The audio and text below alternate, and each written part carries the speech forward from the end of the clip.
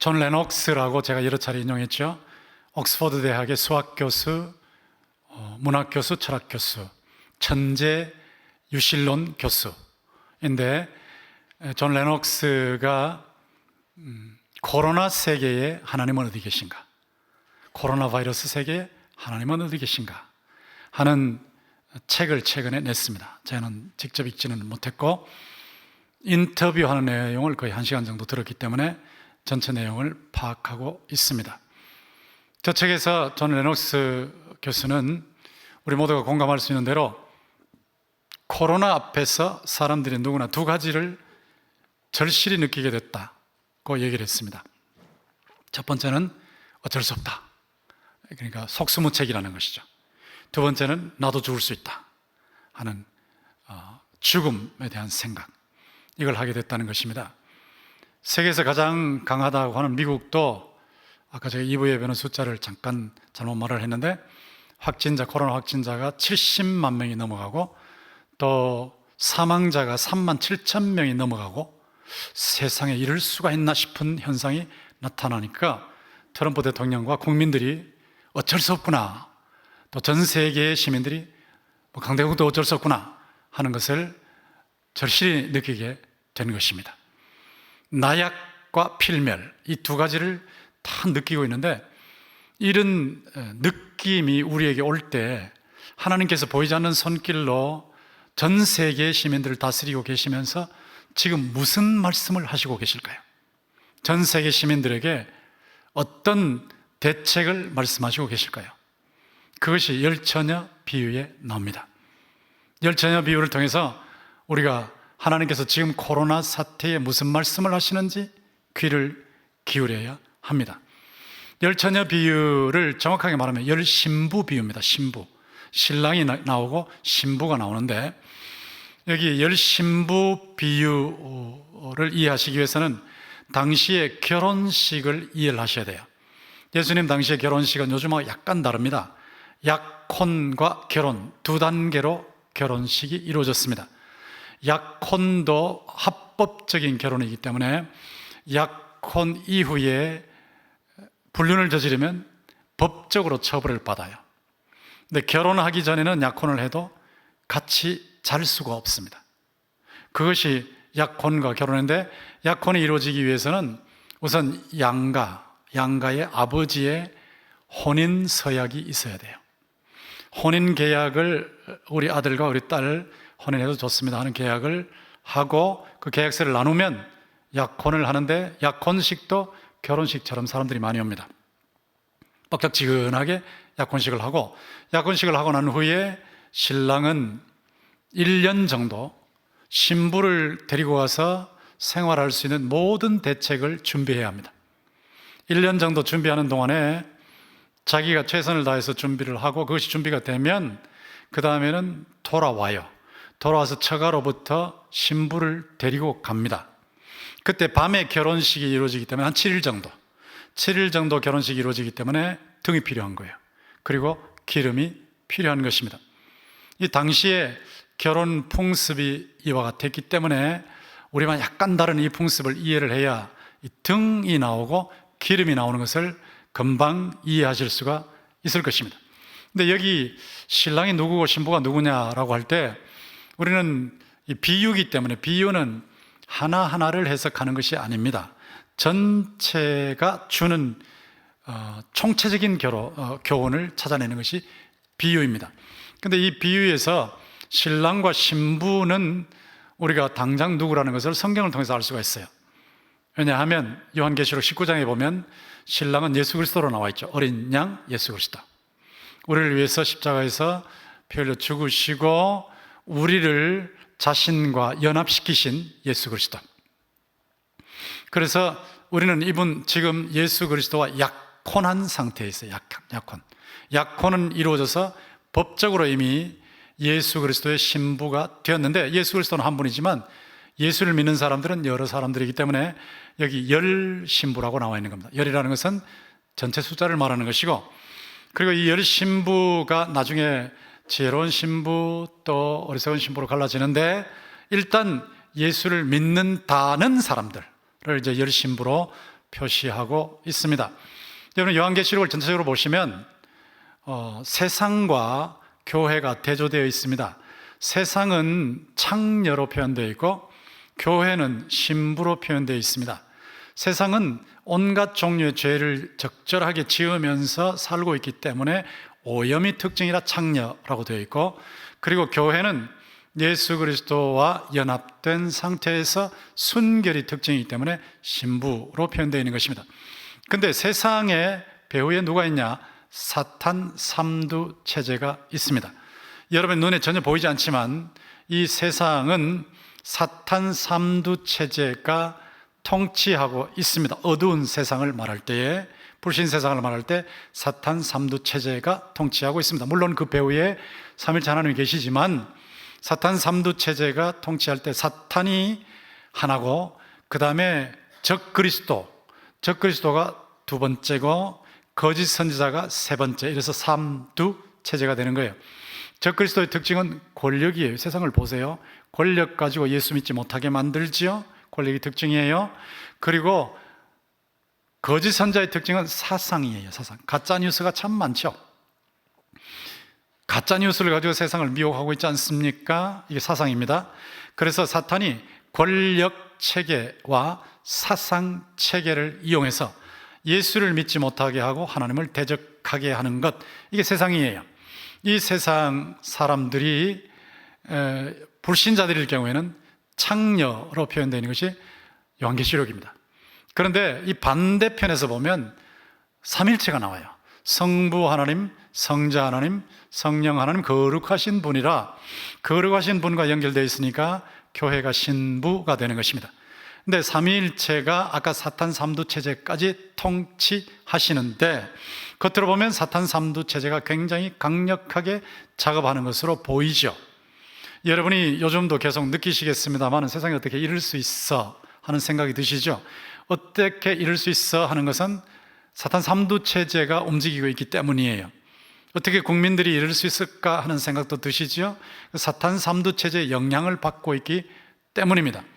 그런데 우리는 삼위일체 하나님의 통치를 받고 있는 사람들이기 때문에 일단 우리는 신부인데 예수 그리스도와 약혼을 하고 결혼을 기다리고 있어요. 이미 약혼은 이루어져서 합법적으로 예수 그리스도의 신부들이 되어 있고, 결혼은 예수님이 재림하시면 이루어지게 되는 겁니다. 우리는 지금 약혼 후 결혼을 고대하는 이 시기에 살고 있는 것입니다. 그런데 여기 신부 10명이 나오는데 미련한 신부도 나오고 지혜로운 신부, 슬기로운 신부도 나옵니다. 이건 뭐를 말하냐면 겉으로는 교회 다니는데, 참 무서운 얘기죠. 겉으로는 교회 다니는데 사실상 구원받지 못할 사람들이 있다는 거예요. 근데 5대5냐? 그건 아니에요. 5대5는 아니지만 상당수가 있다는 것입니다. 예수님께서도 비유로 말씀하실 때에 분명히 알곡과 가라지 비유를 말씀하셨어요. 가라지가 알곡 속에 같이 자라고 있습니다. 분명히 겉으로 보면 교회 다 나오고 있는데 예수를 믿는다고 하는데 그 중에 구원을 못 받을 사람들이 있다는 것이죠. 제가 다시 말씀드리지만 5대5라고 하는 것은 분명히 아니지만 상당수가 있다는 것을 예수님께서 그렇게 표시하신 것입니다. 여기 미련한 사람들이 나오고 슬기로운 사람들이 나오는데, 미련한 신부들과 슬기로운 신부들의 차이가 뭔지 보세요. 공통점은 다 같이 예수 믿는다고 해요. 그래서 신랑을 다 알고 있어요. 그리고 신랑이 올 때 신랑이로다 하는 소리도 다 듣습니다. 그리고 결혼식이 있다는 것도 다 압니다. 등도 다 준비했습니다. 거기까지는 똑같아요. 근데 기름이 없다는 것이 특징이죠. 미련의 특징이죠. 보라 신랑이로다, 맞으러 나오라, 이거는요 우주를 뒤흔드는 소리거든요. 멀지 않은 장래에 예수님이 재림하시면 보라 신랑이로다 하는 소리가 우주를 흔드는 소리로 들립니다. 못 듣는 사람이 한 사람도 없을 정도로. 맞으러 나오라. 그랬을 때 깨어 있어서 준비한 사람들, 기름을 준비한 사람들은 예수님을 맞으러 나가서 혼인잔치에 들어가게 되고, 천국 잔치를 참여하고 난 후에 영원히 허니문, 천국의 삶은 영원히 허니문이에요. 예수님과의 허니문 삶을 살게 되어 있지만 준비하지 못한 사람들은 결국은 들어가지 못하게 되는 겁니다. 이게 참 무시무시한 말씀인데 이게 우리에게 경고의 말씀이 되지 아니할 수가 없죠. 이게 말씀을 보시면 기름을 준비하지 못했던 신부들이 기름을 준비한 신부들에게 좀 나눠달라 그러죠. 근데 나눠줄 수 없다 그러죠. 이건 이기주의를 말하는 게 아니에요. 이기주의를 말하는 것이 아니고 기름은 나눠줄 수 있는 게 아니에요. 아빠가 예수를 잘 믿는다고 아들이 구원받는 거 아니에요. 뭐 큰 교회, 유명한 목사님이 다니는 교회에 다닌다고 해서 구원받을 수 있는 거 아니에요. 각자가 준비할 수밖에 없어요. 여기 나누어줄 수 없다는 것을 이렇게 표현하는 것입니다. 기름은 절대로 나누지 못합니다. 각자가 준비해야 되는 것인데 이 각자가 준비할 때 이것이 준비되어 있으면 보라 신랑이 이로다 맞으러 나오라 하는 소리가 천국 복음이 되는 거예요. 복된 소리가 되는 거예요. 근데 이것이 준비되어 있지 않으면 지옥의 조종, 이제 죽었구나 하는, 영혼이 죽었구나 하는 지옥의 조종이 되는 거죠. 이걸 결정하는 것이 기름입니다. 기름. 그렇다면 기름이 뭔가라고 하는 건데 이 기름을 넣고 얼른 그냥 아이고 이건 성령이야 이렇게 해석하시는 분들이 참 많은데 성경 해석의 원리를 잘 모르셔서 그렇습니다. 성경 해석은 문맥에 따라가야 됩니다. 문맥, 앞뒤를 보셔야 돼요. 그 말씀이 나오면 앞뒤를 보셔야 돼요. 이거 안 보면 신천지 이단이 넘어갈 가능성이 참 많지요. 일반 교회에서는 듣지 못했던 얘기인데 어떻게 저렇게 새로운 얘기가 나오나 그러면서 넘어가는데 새로운 얘기 중에 틀린 얘기가 너무 많아요. 그 왜 그 틀린 해석을 하냐? 앞뒤 문맥을 안 보니까 틀린 해석을 하는 거거든요. 그럼 앞뒤 문맥을 정확하게 살펴야 틀리지 않는 해석을 하는 겁니다. 기름인데 이 기름은 올리브 기름이에요. 올리브 기름은 근동에서 많이 쓰고 있죠. 석회수를 마시는 사람들에게 올리브 기름은 그걸 다 닦아내는 거니까, 씻어내는 거니까 굉장히 중요한 거죠. 제가 그리스에 갔을 때도 보니까 올리브 기름을 많이 사용하더라고요. 근데 그걸 먹고 나면 배변에도 참 좋고 여러 면에서 좋은 것을 제가 발견했는데 식용으로 쓰입니다. 식용. 먹을 수 있는 거죠. 또 조명 밝히는 데도 쓰이는 거예요. 그리고 위임, 이게 선지자도 기름을 붓고 제사장도 기름을 붓고 왕도 기름을 붓지 않습니까? 그때에 올리브 기름을 씁니다. 미용, 피부하고 손에 바르면 참 좋대요. 미용에도 쓰여요. 그리고 기도할 때, 그 병자를 위해서 기도할 때 올리브 기름을 바르고 치유하는 그런 기도를 드렸어요. 그러니까 치유도 있고 또 실제로 성령을 가리키는 경우도 있습니다. 그러니까 식용, 조명, 위임, 미용, 치유, 성령 중에 지금 이 본문의 기름이 무엇을 가리키는가라고 하는 것은 문맥이 결정한단 말이에요. 문맥을 정확하게 안 보면 막 갖다 붙이게 되니까 문맥을 정확하게 보셔야 되는데 물론 성령을 가리키는 경우가 있다는 것은 제가 말씀드린 바와 같습니다. 예를 들어서 다윗이 왕으로 기름 부음을 받고 난 후에 성령의 강력한 역사가 있었어요. 기름을 탁 붓고 나니까 아주 강력한 성령의 역사가 있었어요. 그리고 예수님도 이사야서 61장 1절에 보면 기름 부음을 받으셨다고 해요. 성령의 무한한 충만을 받으신 분이죠. 여러분이나 저도 예수 믿는 사람들은 요한 1서 2장에 보면 다 기름 부음을 받은 사람들이에요. 예수 그리스도의 예를 믿는 모든 사람은 성령의 기름 부음을 이미 받은 사람들이에요. 이런 의미에서 성령을 가리켜서 올리브 기름이 사용되는 경우도 있다는 거예요. 그런데 이 본문이 뭐를 말하냐는 거거든요. 그러니까 결정적으로 예수님이 재림하셨을 때 천국 가느냐 지옥 가느냐를 결정하는 결정적인 것이 기름인데 이 본문이 말하는 기름이 무엇이냐, 이걸 찾아내야 되는데 제가 이제 문맥에서 찾아내 드리겠습니다. 이 문맥을 보시면 마태복음 25장을 보시는데 24장을 한번 펼쳐보시면 마태복음 24장에 예수님께서 재림하실 때에 나타날 징조가 있어요. 3절에 보면 끝에 보세요. 세상 끝에는 무슨 징조가 있사오리까 그랬죠. 징조. 이 징조가 나오는데 4절에 보면 미혹이 나오죠. 5절에 많은 사람이 내가 그리스도다, 이단들이 나타나서 내가 그리스도다 그럴 때 넘어가지 말라는 거예요. 그 다음에 6절에 보면 난리와 난리 소문이 나오죠. 그리고 7절에 민족이 민족을, 나라가 나라를 대적하여 일어난다 그랬죠. 그 다음에 기근과 지진이 있다 그랬죠. 그리고 9절에 보면 환란이 있다 그랬죠. 그리고 죽이기도 하고 미움도 있다 그랬죠. 그리고 내려가서 보면 11절에 다시 거짓 선지자가 많이 나온다 그랬죠. 그리고 12절에 불법이 나오죠. 사랑이 식죠. 그리고 14절에 보면 천국 복음이 전파되죠. 또 그 뒤로 가보면 해와 달과 별들의 변화가 일어나요. 1월 성신의 변화, 이런 것들이 징조입니다. 징조. 여러분이 예수 재림의 징조를 지금 전체적으로 보시고 계세요. 기근, 지진, 환란, 재난, 이런 것들이 다 일어나기 시작하잖아요.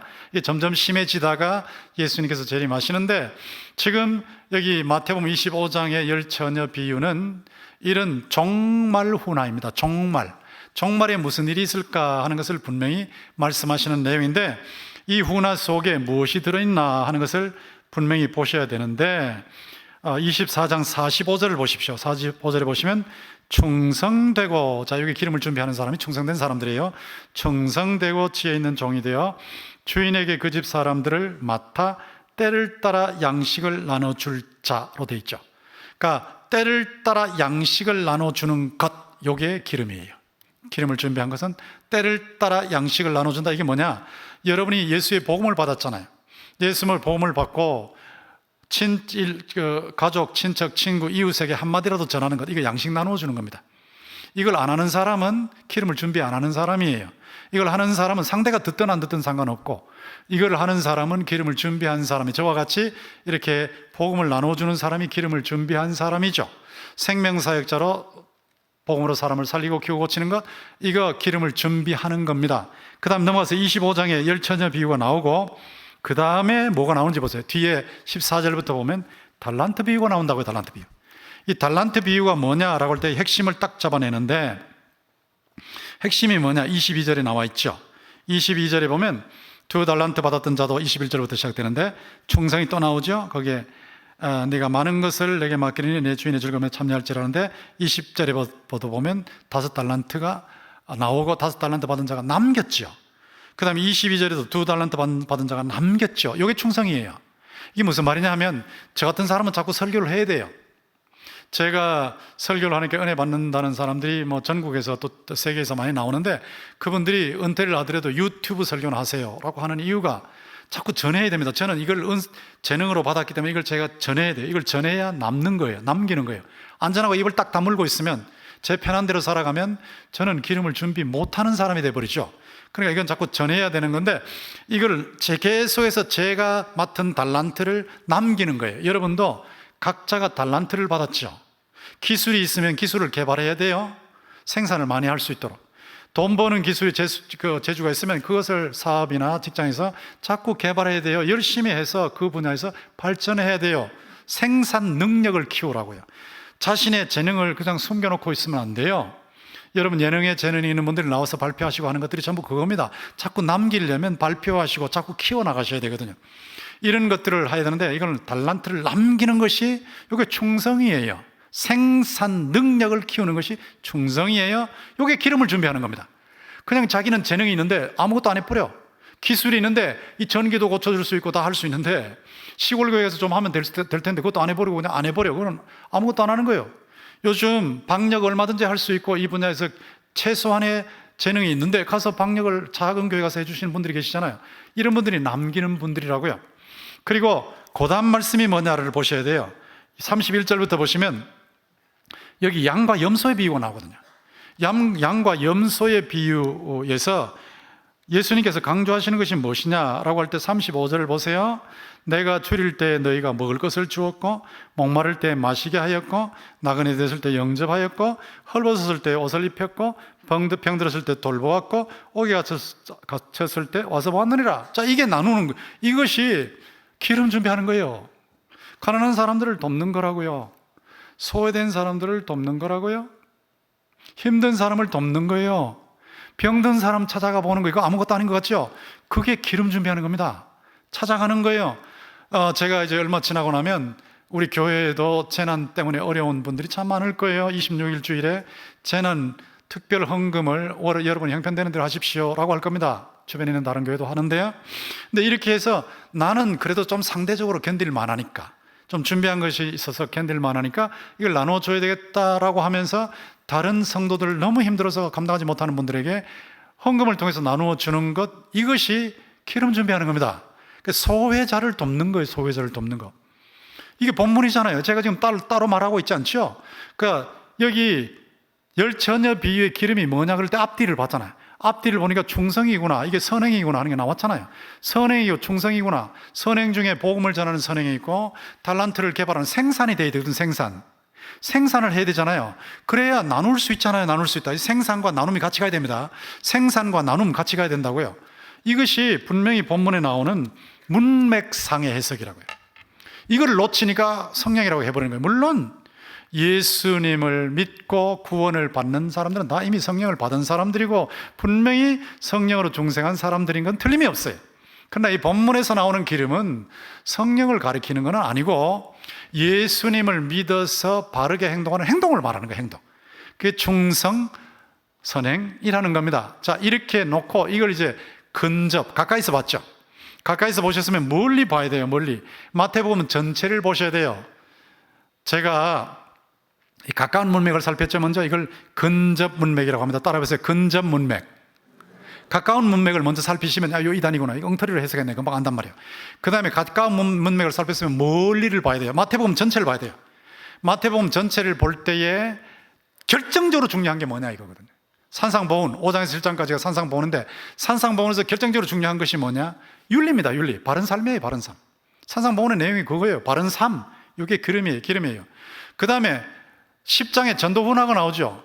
전도훈화의 핵심이 무엇입니까? 말만 하지 말고 가서 전도하라는 거예요. 말만 하지 말고 전도하라는 거예요. 그리고 끝까지 예수님을 부인하지 말고 전도하라는 거예요.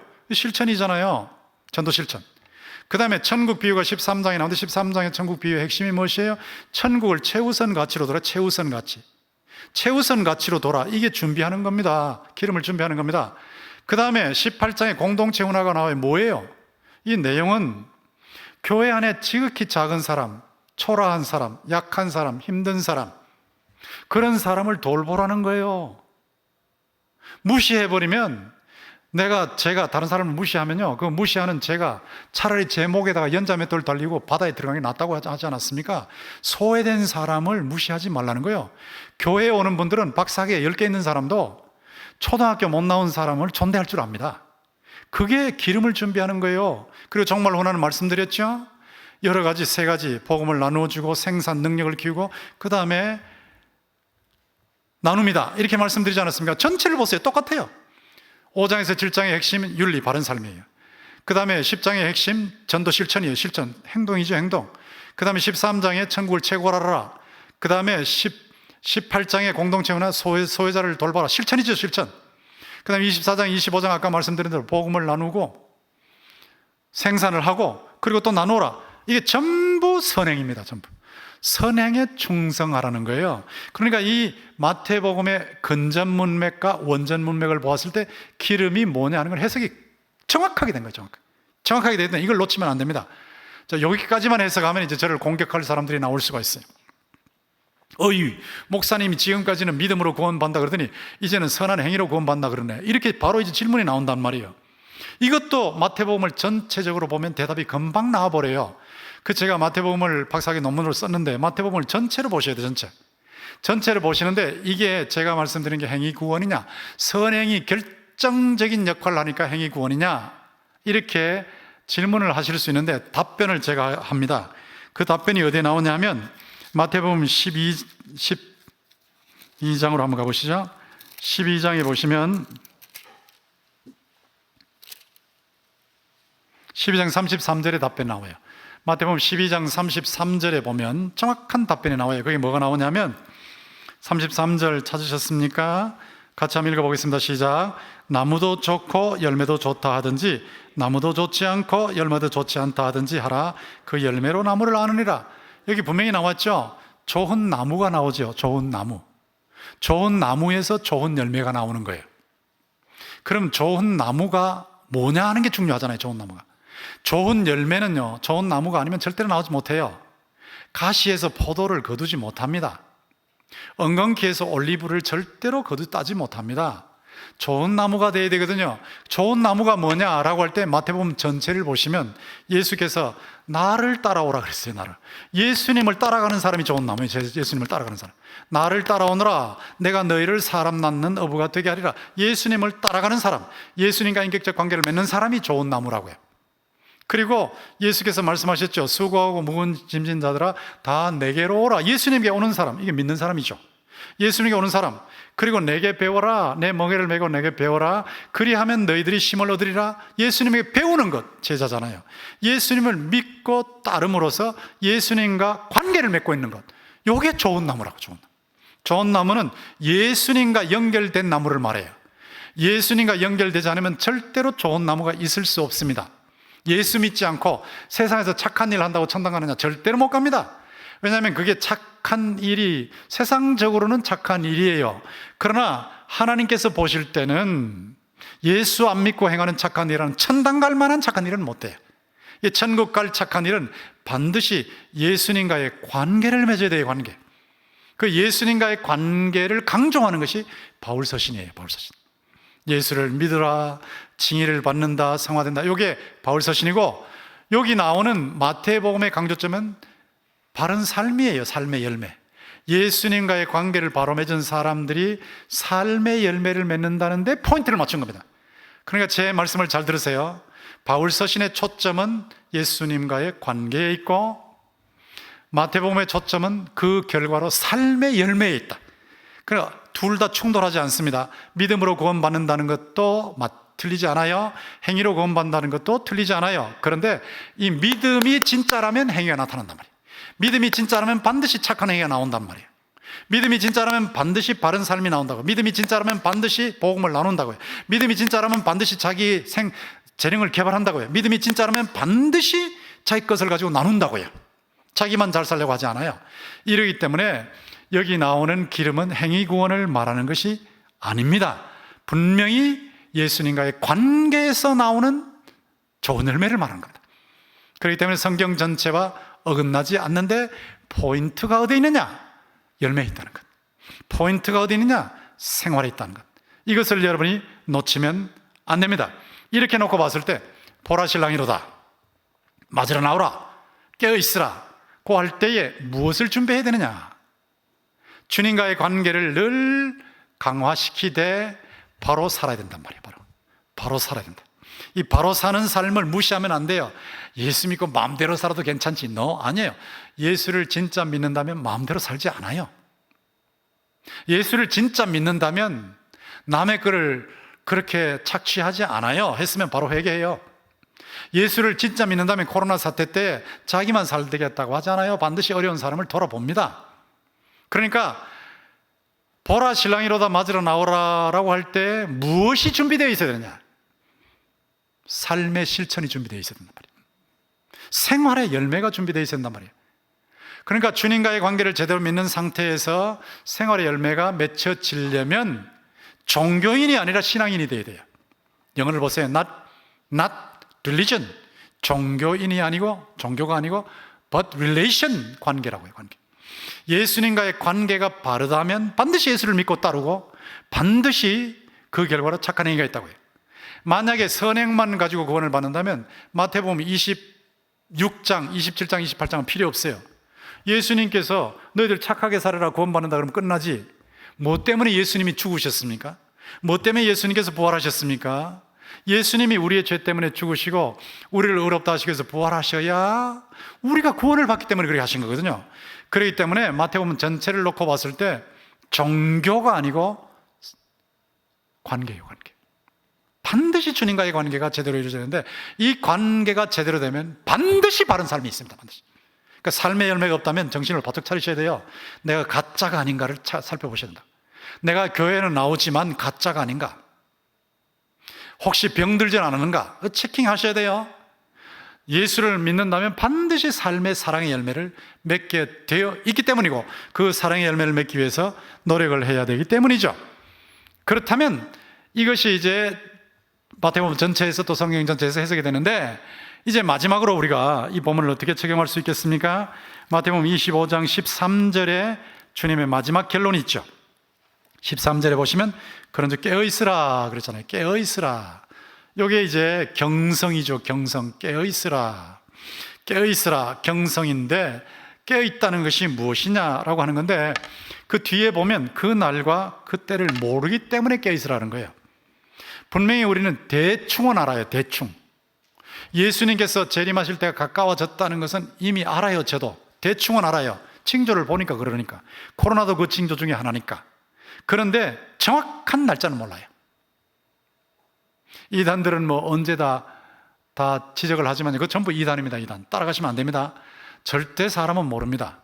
절대 모릅니다. 절대. 그러니까 안다고 하면 이미 틀려버려요. 그러니까 절대 모르기 때문에 밤중에 재림하시는 것처럼 느끼는 거예요. 밤중에 생각지 않은 곳에 때에 나타나시니까 이거 봐라 지금 오시네 이렇게 된단 말이에요. 그러니까 밤중에 나타나신다는 말은 예측을 못한다는 거예요. 그 날을 정확하게 예측을 못하기 때문이죠. 근데 이 깨어있으라고 하는 것이 무엇이냐라고 할 때 이게 본문을 여러분 정확하게 보셔야 되는데 5절 보세요. 5절 보시면 신랑이 더디 온다 그랬죠. 더디. 예수님께서 2000년 전에 약속하셨거든요. 곧 오신다고. 2000년 전에 약속하셨는데 아직도 안 오셨으니까 더디 오시는 것 같죠. 예수님께서 재림의 스케줄을 미루시는가 연기하셨는가? 절대 그렇지 않습니다. 하나님의 계획에는 연기라는 게 없습니다. 그게 왜 이렇게 느껴지냐면 사람이 그렇게 느끼는 거예요. 사람이 2000년이 갔는데 아직도 안 오시네, 이렇게 연기한 것처럼 생각이 되는 거예요. 하나님의 계산법에는 1000년이 하루 같아요. 1000년이 하루 같으니까 2000년은 이틀밖에 안 되는 거예요. 절대 미루신 건 아니에요. 하나님의 아주 거시적인 눈을 가지고 보실 때는 미루신 것이 아닌데 사람이 볼 때는 미룬 것처럼 느껴지는 거예요. 더디 오신다고 느낀다고요. 아직도 안 오시네 이렇게 느낀단 말이에요. 더디 오시기 때문에, 이 더디 오신다고 느껴지기 때문에 그 밑에 보세요. 다 졸며 잔다 그랬죠. 다 졸며. 슬기로운 처녀나 신부나 미련한 처녀나 신부나 다 졸며 자요. 근데 이걸 정확하게 보셔야 되는 게 뭐냐면 졸며 자기 때문에 구원 못 받았다는 게 없어요. 정확하게 보셔야 돼요. 다 잤어요. 다 졸고 다 잤어요. 슬기로운 자들도 졸았어요. 지혜로운 자들도 졸았어요. 근데 좋은 것 때문에, 잔 것 때문에 구원 못 받은 거 아닙니다. 이걸 정확하게 보셔야 됩니다. 그렇다면 졸고 자는 게 뭐냐라고 할 때는 이게 신체적으로 말하는 게 신체적. 우리는 신체적으로 우리 몸이 피곤해져요. 피곤해지면 쉬어야 돼요. 그리고 자야 돼요. 이건 죄가 아니에요. 이건 당연히 하는 겁니다. 이단은 뭐라고 하느냐? 전도특공대가 되면, 신천지에서 전도특공대만 되면 얼마나 훈련을 시키는지 말이죠. 낮에 막 훈련 계속 시키고 기도하게 만들고, 그리고 또 일상생활 못하게 하죠. 학교도 안 나가고 직장생활도 안 하고 살림도 안 하고 막 거기만 미쳐버리죠. 그렇게 미쳐버리면서 어떤 여학생의 간증을 들어보니까 하루에 1시간 잤다 그러더라고요. 하루에 1시간 자니까요 얼굴이 누렇게 떠버리고 이 간장이고 췌장이고 막 이 장기가 전부 다 나갔어요. 다 날아갔어요. 하나님이 그걸 원하실까요? 자지 않았기 때문에, 쉬지 않았기 때문에 그런 현상이 나타나는 거거든요. 그건 틀린 거예요. 여기 보세요. 다 졸며 잘세. 다 졸며 잘세. 다 졸며 잘세. 신체적으로 졸며 자는 것은 문제가 없는 겁니다. 그렇다고 여러분 오늘부터 집에 가서 막 계속 자기만 해야 되겠다, 그걸 말하는 게 아니에요. 적당하게 졸고 적당하게 자는 것은 문제가 전혀 없어요. 일상생활을 해야 돼요. 직장생활을 해야 되고 학교생활을 해야 되고 살림해야 되고, 그러면서 기름을 준비하는 거예요. 살림을 하되 바르게 하는 거예요. 직장생활 하되 바르게 하는 거예요.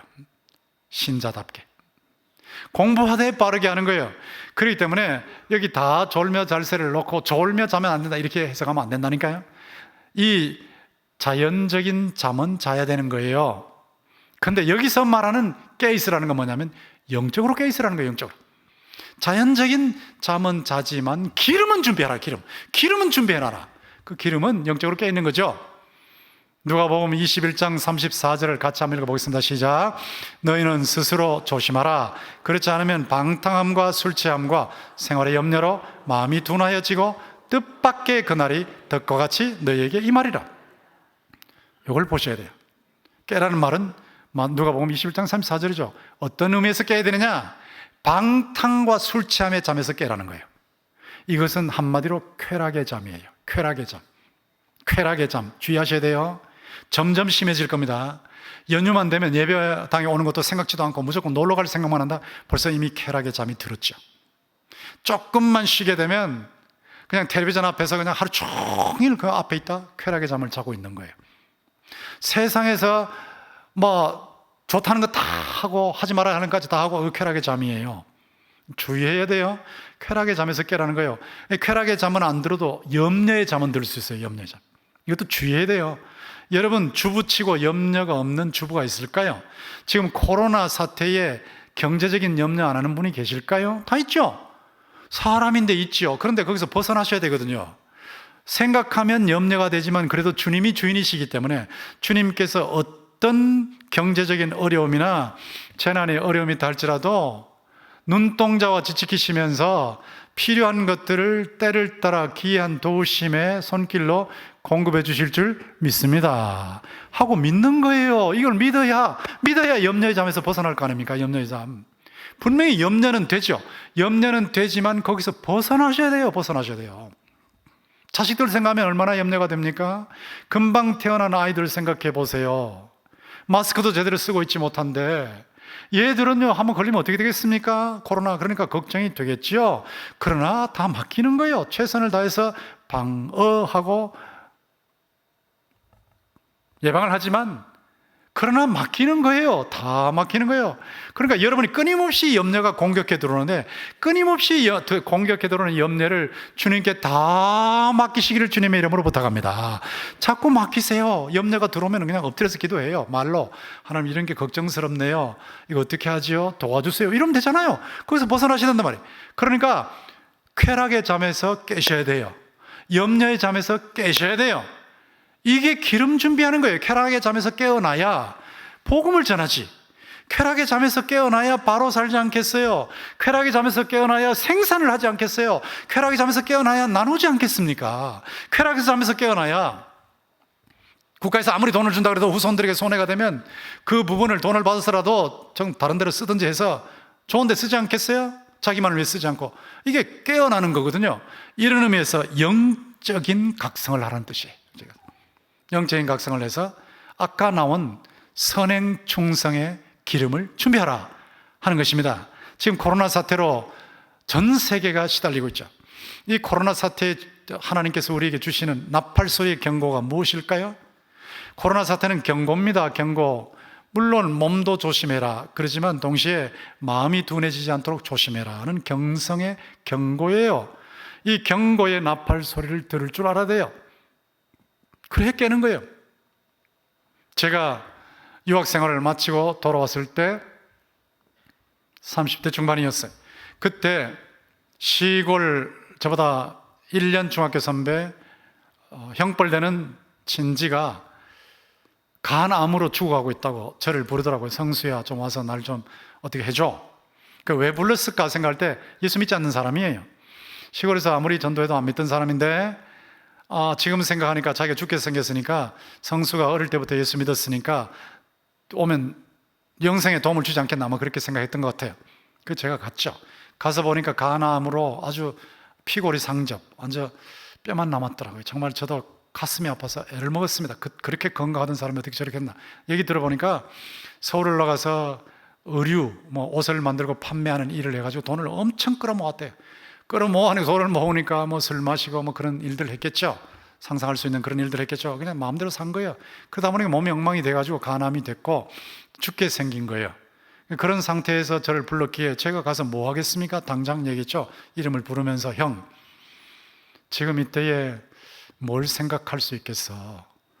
내세를 준비해야지. 천국 가야 안 되겠어? 천당 가야 안 되겠어? 그러면 예수 믿으면 돼 하고 복음을 전했어요. 근데 놀랍게 복음을 받아들이더라고요. 정말 제가 감사했죠.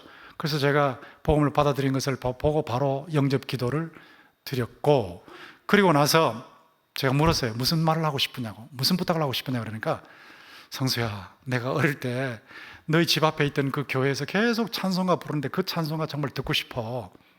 그래서 한번 같이 불러보실까요? 내 주를 가까이 하게 하면. 1절과 3절.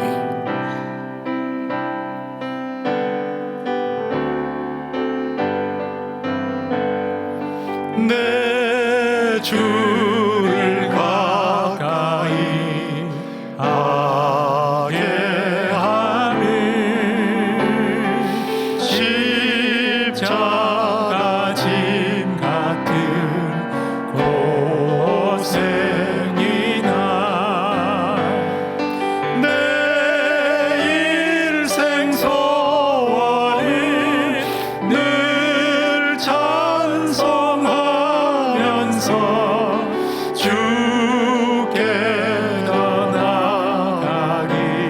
3절 원합니다.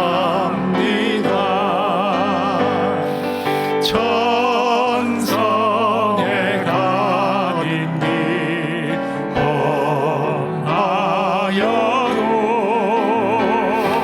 생명길 되나니 은혜로다. 천사 날 부르니 늘 찬송하면서 주께 더 나아가기 원합니다.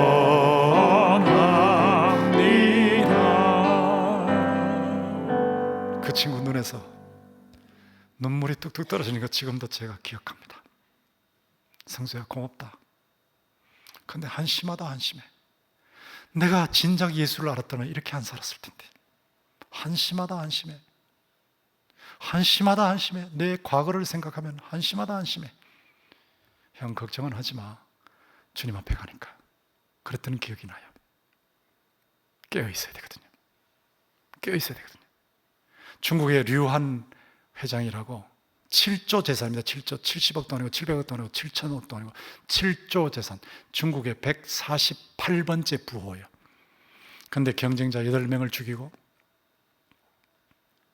재산을 그렇게 모았는데 결국 공범자 4명과 함께 4명이 전부 다 공범자니까 사형당했죠. 재산은 다 몰수됐죠. 그가 고백했어요. 이렇게 했습니다. 다시 한번 인생을 살 수 있다면 노점이나 작은 가게를 차리고 가족을 돌보면서 살고 싶다. 내 야망 인생 모든 게 잠깐인 것을, 그리 모질게 살지 않아도 되는 것을, 바람의 말에 귀를 기울이며 물처럼 그냥 흐르며 살아도 되는 것을, 악쓰고 소리 지르며 악착까지 살지 않아도 되는 것을, 말 한마디 참고 물 한 모금 먼저 건네주며 잘난 것만 재지 말고 못난 것도 보듬으면서 거울 속에 자신을 바라보듯이 서로 불쌍히 여기고 원망하고 미워하지 말고 용서하며 살 걸 그랬어. 그런데 그는 끝났죠. 우리 이렇게 살아서는 안 되잖아요. 경성해야 됩니다. 경성. 어떻게 경성하느냐? 작은 것부터, 가정에서부터. 아내의 마음을 아프게 하지 마세요. 자식들의 눈에서 피눈물 나게 하지 마세요. 딴 여자를 사랑한다고 해서 그 왔다 갔다 하는 것 때문에 아내가 막 밤새 울게 만들지 마세요. 자식들한테 부끄러운 삶을 살지 마세요. 교회에서 자꾸 구경꾼으로 살지 마세요. 언젠가 주님이 오시거든요. 보라 신랑이로다, 맞으러 나오라, 이때가 있는데 구경꾼으로 살면 되겠습니까? 그리고 직장에서도 죄짓지 마시고요. 국가에서도 아무리 대단한 걸 준다 그래도 국가의 장래를 생각하고 또 우리 어린아이들을 생각하고 후손들을 생각하는 이런 사람이 되어야 되지 않겠습니까? 제가 참 놀라운 것은 호남에서 10년 전부터 제 설교를 듣는 어떤 여성도가 너무너무 감사해서 제 설교를 들으면서 너무 감사해서 옆에 있는 사람이 한번 들어봐, 정말 좋아, 들어봐, 살 거야. 이렇게 복음을 전해요. 그리고 대구가 어렵다는 말 듣고 대구에서 지금 코로나 때문에 치료하고 또 방역하는데 힘드시는 의료인들 돕겠다고 한번 가면 두 장씩밖에 못 사는 K94 마스크를 여러 차례 가서 사서 오랜 기간 모아서 그걸 저한테 보냈더라고요. 보내면서 목사님이 그 의료인들에게 드리세요. 제가 오늘 드렸습니다. 오늘 봉사하시는 의료인들에게 제공해 드렸는데 이거 보세요. 복음 전하고 계시죠? 지극히 작은 일이잖아요. 그리고 나누고 계시죠? 이게 깬 겁니다. 이게 기름을 준비한 겁니다. 보라 신랑이로다, 맞으러 나오라 하실 때 여러분 깨어 있어야 되지 않겠어요? 천국 낭원의 영원한 신혼생활을, 이것을 누릴 사람이 되기 위해서 깨어서 기름을 준비하는 여러분 모두가 되시기를 주님의 이름으로 축원합니다.